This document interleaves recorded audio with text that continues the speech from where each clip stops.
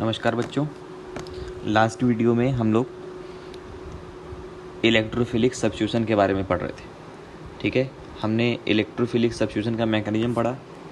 ठीक है, हमने उसके कुछ टाइप्स किए। हमने क्लोरीनेशन पढ़ा, हमने ब्रोमिनेशन पढ़ा, हमने आयोडीनेशन पढ़ा, हमने नाइट्रेशन पढ़ा, हमने सल्फोनेशन पढ़ा। ठीक है, हमने उसके फ्रीडल क्राफ्ट एल्काइलेशन के बारे में पढ़ा, हमने फ्रीडल क्राफ्ट एसाइलेशन के बारे में पढ़ा और हमने उसका लिमिटेशंस भी पढ़े। ठीक, लेकिन अभी तक हम लोगों ने जितनी भी रिएक्शंस पढ़े हैं वो हमने सिंपल बेंजीन के लिए पढ़े। लेकिन कई बार क्या होता है कि हमारे पास सिंपल बेंजीन नहीं होता है, हमारे बेंजीन के ऊपर कोई सब्स्टिट्यूएंट लगा होता है जी। ठीक है, और ये जो सब्स्टिट्यूएंट है ये बेंजीन की रिएक्टिविटी को इलेक्ट्रोफिलिक सब्स्टिट्यूशन के लिए बढ़ा भी सकता है और बेंजीन की रिएक्टिविटी को इलेक्ट्रोफिलिक सब्स्टिट्यूशन के लिए घटा भी सकता है। ठीक है, तो आज हम लोग वही पढ़ेंगे, इफ़ेक्ट ऑफ सब्स्टिट्यूएंट्स। ठीक है, बेंजीन पे अगर आप कोई H को हटाकर कोई दूसरा ग्रुप लगा देते हैं तो उस ग्रुप को हम लोग बोलते हैं सब्स्टिट्यूएंट। ठीक है, तो आज हम लोग पढ़ेंगे effect of substituents on reactivity of benzene towards electrophilic substitution reaction. ठीक है, इसमें क्या होता है कि जो a substituent already present on benzene ring can affect the reactivity of benzene ring. ठीक है, वो बेंजीन की रिएक्टिविटी को अफेक्ट कर सकता है। दो तरीके से अफेक्ट कर सकता है, या तो उसकी रिएक्टिविटी को बढ़ाएगा या तो उसकी रिएक्टिविटी को घटाएगा। ठीक है, जो रिएक्टिविटी को बढ़ाता है उसको हम लोग बोलते हैं एक्टिवेटिंग ग्रुप और जो रिएक्टिविटी को घटाता है उसको हम लोग बोलते हैं डीएक्टिवेटिंग ग्रुप। ठीक है, a substituent can make the ring more reactive than benzene. ठीक है, such groups are called activating groups and a substituent can make the ring less reactive than benzene. Such groups are called deactivating groups. Clear? अब ऐसा होता कैसे है? ठीक है, कैसे कोई रिंग जो है वो किसी बेंजीन की रिएक्टिविटी को बढ़ाती है या बेंजीन की रिएक्टिविटी को घटाती है। ठीक है, तो उसका जो रहस्य है वो इलेक्ट्रोफिलिक सब्स्टिट्यूशन के इंटरमीडिएट में छुपा है, जो कि कौन है? एरिनियम आयन। ठीक है, तो एरिनियम आयन क्या है बच्चों? देखो, जैसे मान लो कि सपोज अगर आपके पास एक ग्रुप G प्रेजेंट है बेंजीन के ऊपर और उसका आप रिएक्शन करा रहे हैं इलेक्ट्रोफाइल के साथ। देखिए, इलेक्ट्रोफाइल का अटैक करा है, इलेक्ट्रोफाइल लग गया और जैसे इलेक्ट्रोफाइल बेंजीन रिंग के ऊपर लगता है, एक कार्बन जो दूसरा वाला कार्बन है उसके ऊपर क्या जाता है? Positive charge. तो ये जो पॉजिटिव चार्ज है ये क्या है? कार्बोकैटायन। कार्बोकैटायन जो होते हैं वो इलेक्ट्रॉन डेफिशिएंट होते हैं। क्या होते हैं? इलेक्ट्रॉन डेफिशिएंट होते हैं। इलेक्ट्रॉन डेफिशिएंट स्पीसीज जो होते हैं वो अनस्टेबल होते हैं। तो अब वो अनस्टेबल हैं वो इलेक्ट्रॉन डेफिशिएंसी की वजह से। तो अगर कोई भी इफेक्ट ऐसा है जो उसको इलेक्ट्रॉन दे रहा है तो वो उसे अनस्टेबल कार्बोकैटायन को स्टेबल करता है। लेकिन अगर कोई ऐसा स्पीसीज़ है, कोई ऐसा ग्रुप लगा है जो कि इलेक्ट्रॉन विड्रॉ कर रहा है, तो वो उसकी रिएक्टिविटी को वो उसकी स्टेबिलिटी को घटाता है। तो एरिनियम आयन जो है, एरिनियम आयन एक अनस्टेबल इंटरमीडिएट है। ठीक है, और इसकी अनस्टेबिलिटी जो है वो किसकी वजह से है? इलेक्ट्रॉन डेफिशिएंसी की वजह से। तो कोई भी ऐसा ग्रुप जो कि इसको इलेक्ट्रॉन देगा वो इसकी रिएक्टिविटी को, वो एरिनियम आयन को स्टेबल करेगा और एरिनियम आयन जैसे जैसे स्टेबल होगा बेंजीन की reactivity towards electrophilic substitution reaction बढ़ेगी। ठीक, तो यहाँ पे क्या है, अब इसी में पढ़ते हैं। देखिए, आगे जो मैंने बोला उसी चीज़ को वर्ड्स में लिखा गया है। If G is electron donating group, EDG मतलब electron donating group, electron donating group. ठीक है, if G is EDG then it will stabilize arenium ion and will make EASR faster। EASR मतलब electrophilic aromatic substitution reaction, electrophilic aromatic substitution reaction.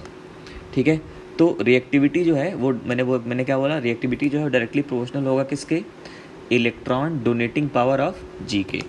अब electron donating group कौन से होते हैं? ऐसे group जो कि प्लस M इफेक्ट लगा रहे हो, ऐसे ग्रुप जो कि प्लस H इफेक्ट लगा रहे हो, ऐसे ग्रुप जो कि प्लस I इफेक्ट लगा रहे हो।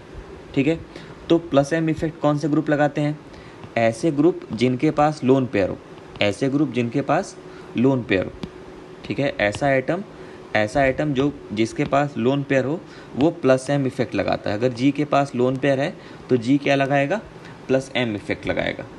तो जितने भी ऑक्सीजन वाले ग्रुप्स हैं जैसे O माइनस, ठीक है, O माइनस के पास 3 लोन पेयर होते हैं जैसे NH2, ठीक है, NH2 में नाइट्रोजन के पास लोन पेयर है जैसे NHR में नाइट्रोजन के पास लोन पेयर है जैसे NR2 में नाइट्रोजन के पास लोन पेयर है जैसे OH में ऑक्सीजन के पास लोन पेयर है, ठीक है, OR में भी ऑक्सीजन के पास लोन पेयर है, NHCOR में भी नाइट्रोजन के पास लोन पेयर है।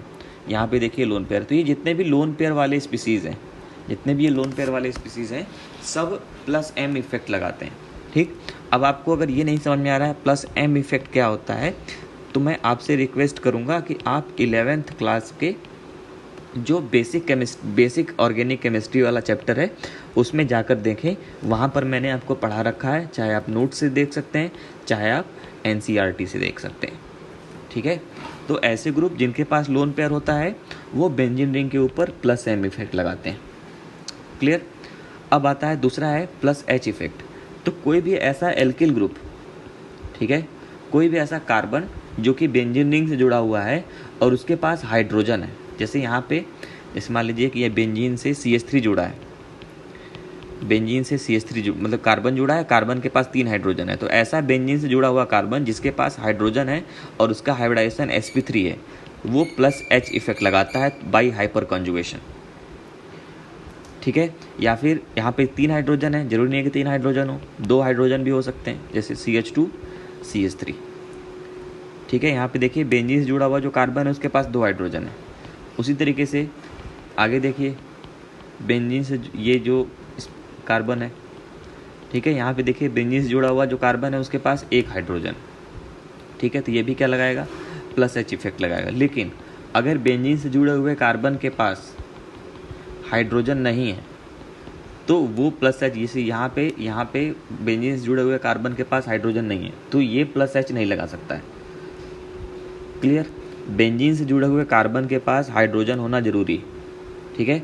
और जो उसी को और जितने ज़्यादा हाइड्रोजन होंगे प्लस एच उतना ही ज़्यादा होगा। मतलब सबसे ज़्यादा प्लस एच किसका होगा, CH3 का, फिर CH2 CH3 का, फिर इसका, ठीक है। तो इसीलिए देखिए सबसे आगे कौन है, CH3। फिर उसके बाद है प्राइमरी एल्किल ग्रुप जैसे ये, ठीक है, ऐसा एल्किल ग्रुप जो एक कार्बन से जुड़ा हो। सेकेंडरी एल्किल ग्रुप जैसे दूसरा वाला, ठीक है। तो पहले तीनों जो है वो प्लस एच इफेक्ट लगा रहे हैं, लेकिन इसमें जो हाइड्रोजन है वो घटता चला जा रहा है। हाइड्रोजन पूरे मॉलिक्यूल में नहीं देखना है हमको, उस कार्बन में का हाइड्रोजन देखना है जो कि बेंजीन से जुड़ा हुआ है, उसको हम लोग बोलते हैं अल्फा कार्बन, ठीक। अब उसके बाद लास्ट वाला जो है ये, इसमें प्लस एच नहीं लग रहा है, लेकिन प्लस एच नहीं लग रहा है लेकिन है तो ये एल्किल ग्रुप, और एल्किल ग्रुप क्या लगाते हैं, प्लस आई इफेक्ट, ठीक है। तो कोई भी ऐसे ग्रुप जो कि इलेक्ट्रॉन डोनेट कर रहे हैं बाय एनी मीन्स, वो एक्टिवेटिंग ग्रुप होते हैं। उनमें सबसे ज़्यादा एक्टिवेटिंग होता है रेजोनेंस वाले, फिर होता है अल्फा हाइड्रोजन वाला, फिर होता है प्लस आई वाला, ठीक है। अब उन प्लस एम लगाने का पावर भी सबका अलग अलग होता है, जो कि हम लोग 11th क्लास में पढ़ें, ठीक है, order of plus M groups, ठीक है। प्लस एम लगाने का जो ऑर्डर है वो हम लोगों ने पढ़ रखा है, तो उसी ऑर्डर को मैंने यहाँ पर लिख दिया है। तो आप चाहे इसको याद कर लीजिए, चाहे आप वहाँ जाके उसको याद कर लीजिए, आपको सेम ही चीज़ मिलेगी, ठीक है। तो ये वो ग्रुप्स हैं जो कि क्या हैं, एक्टिवेटिंग हैं, जो कि बेंजीन की रिएक्टिविटी को बढ़ाते हैं, ठीक।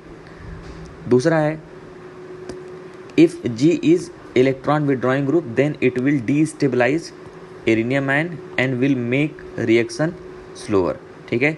रिएक्टिविटी जो होगी वो इन्वर्सली प्रोपोर्शनल होगी इलेक्ट्रॉन विड्रॉइंग ग्रुप के, ठीक। अब यहाँ पर मैंने उन ग्रुप्स का नाम रखा है जो कि इलेक्ट्रॉन विड्रॉ करते हैं, ठीक है, और उनके इलेक्ट्रॉन विड्रॉइंग पावर का ये ऑर्डर है, ठीक है, कि वो कितना ज़्यादा इलेक्ट्रॉन विड्रॉ कर सकते हैं।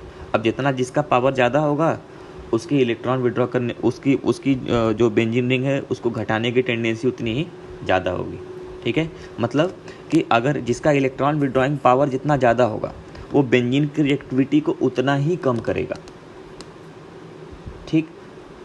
क्लियर, मतलब अगर आपके पास कोई इलेक्ट्रॉन डोनेटिंग ग्रुप है तो वो रिएक्टिविटी बढ़ा रहा है, तो जितना अच्छा डोनेटिंग ग्रुप होगा वो बेंजीन की रिएक्टिविटी को उतना ही बढ़ाएगा, और जितना ही अच्छा इलेक्ट्रॉन विड्रॉइंग ग्रुप होगा वो बेंजीन की रिएक्टिविटी को उतना ही ज़्यादा क्या कर देगा, घटा देगा।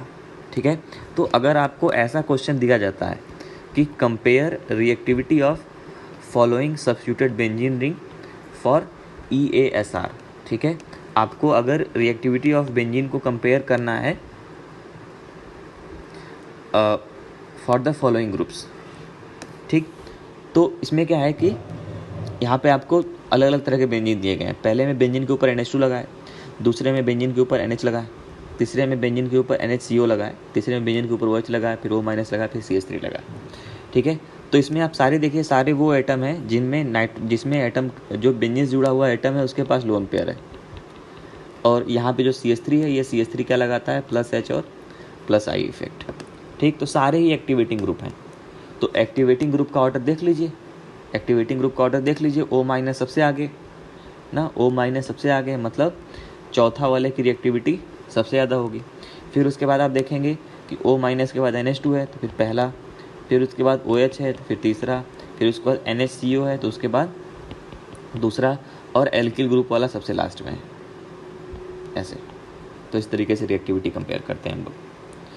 ठीक है, आगे देखिए, यहाँ पे नाइट्रोजन के पास लोन पेयर है तो ये क्या हो गया, एक्टिवेटिंग ग्रुप हो गया।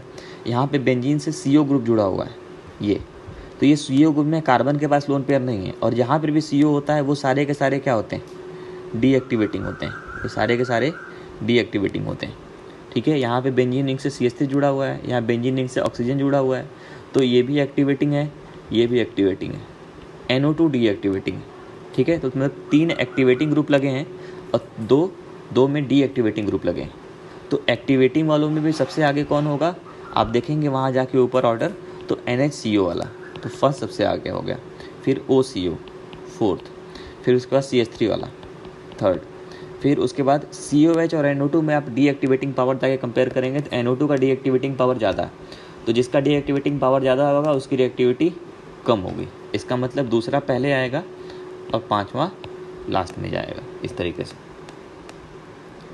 ठीक है, तो ऐसे हम लोग रिएक्टिविटी को कंपेयर करते हैं। तो इन क्वेश्चंस को अटेम्प्ट करने के पहले आपको जो एक्टिवेटिंग पावर का ऑर्डर है और जो डीएक्टिवेटिंग पावर का ऑर्डर है वो आपको याद करना होगा, तभी आप इन क्वेश्चंस को अटेम्प्ट कर पाएंगे। ठीक है, तो पहले इन क्वेश्चंस को अटेम्प्ट करने के पहले आप पहले उन ऑर्डर्स को याद करिए, फिर उसके बाद आप आके इसको अटेम्प्ट करिए। ठीक है, यहाँ पे देखिए क्या है, NO2 क्या है, डीएक्टिवेटिंग ग्रुप है, NH3+ डीएक्टिवेटिंग ग्रुप है, CF3 डीएक्टिवेटिंग ग्रुप है, CH3 एक्टिवेटिंग ग्रुप है, OH एक्टिवेटिंग ग्रुप है। ठीक है, OH के पास OH में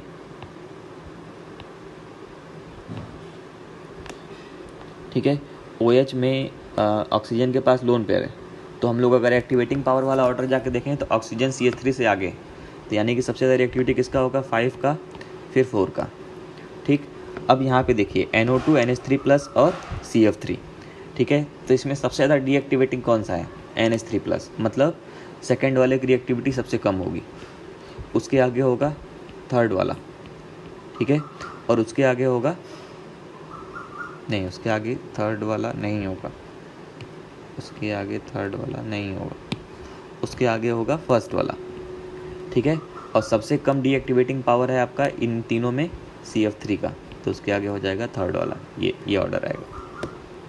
ठीक है, आगे देखते हैं, यहाँ देखिए CH3 है, CH2 CH3 है, ये सारे एल्किल ग्रुप हैं, सब डीएक्टिवेटिंग, सॉरी सब एक्टिवेटिंग, ये भी एक्टिवेटिंग है, ये भी एक्टिवेटिंग है, सब एक्टिवेटिंग। ठीक है, इसके पास 3 हाइड्रोजन है कार्बन के पास, यहाँ कार्बन के पास 2 हाइड्रोजन है, यहाँ पे कार्बन के पास 1 हाइड्रोजन है, यहाँ पे कार्बन के पास एक भी हाइड्रोजन नहीं। तो मैंने बोला कि जितने ज़्यादा जो बेंजीन से जुड़ा हुआ कार्बन है उसके पास जितने ज़्यादा हाइड्रोजन होंगे उसकी एक्टिवेटिंग पावर उतनी ही ज़्यादा होगी। क्लियर, तो सबसे ज़्यादा रिएक्टिव कौन हो गया, फर्स्ट, फिर सेकेंड, फिर थर्ड, फिर फोर्थ, ऐसे ऐसे। ठीक है, तो इस तरीके से हम लोग कंपेयर करते हैं रिएक्टिविटी ऑफ बेंजीन। ठीक, नेक्स्ट वीडियो में हम लोग पढ़ेंगे ऑर्थो पैरा डायरेक्टिंग ग्रुप्स, ठीक है, एंड मेटा डायरेक्टिंग ग्रुप्स, ठीक है। क्या होते हैं इसके लिए आप नेक्स्ट वीडियो देखिए। थैंक